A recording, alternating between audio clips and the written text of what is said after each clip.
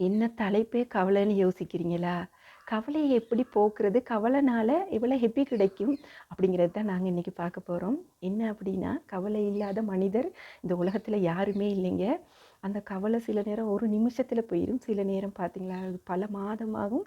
சில நேரம் வருடங்கள் கூட ஆகும். ஆனா நான் வந்து பார்த்தீங்களா இருந்தா, கவலைய அனுபவிக்க நான் விரும்புறேன். அந்த கவலையை கவலையாகவே அனுபவிக்க விரும்புறேன். ஏன்னா, இது அனுபவத்துல சில நேரம் கிடைச்சதா இருக்கலாம். நீண்ட கால அனுபவமா இருக்கலாம்.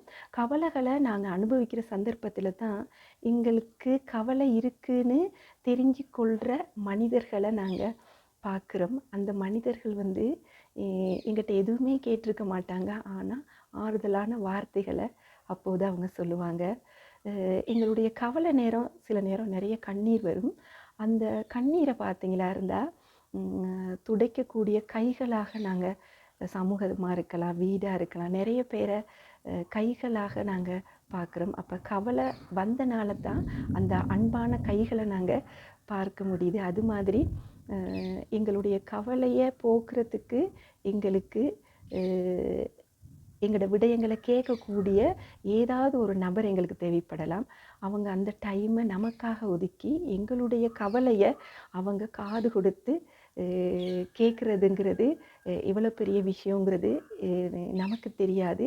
அவங்களுக்கு தான் அது தெரியும். அப்ப எங்களுக்காகவும் டைம் ஒதுக்கி, எங்களோட கவலையும் கேட்குற அந்த காதுகள் கொண்ட மனிதர்கள கவலை அப்படிங்கிற ஒரு விஷயத்த நாங்க அனுபவிக்கிற நேரம் தான் புரிஞ்சு கொள்ள முடியுது.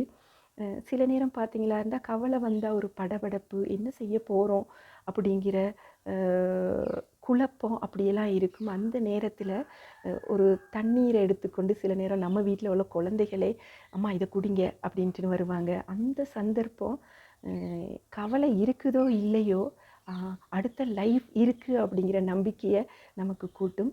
அ அந்த கவலைய அ இல்லாம செய்ய முடியாது. ஆனால் அந்த கவலை நேரம் யாரெல்லாம் நமக்கு உதவுறாங்க, யாரெல்லாம் பக்கத்துல இருக்காங்க, யாரெல்லாம் விலகி போறாங்க அப்படிங்கிறத நாங்க தெரிஞ்சு கொள்ளலாம். இதுல நாங்க நெகட்டிவா எதையுமே யோசிக்க தேவையில்ல.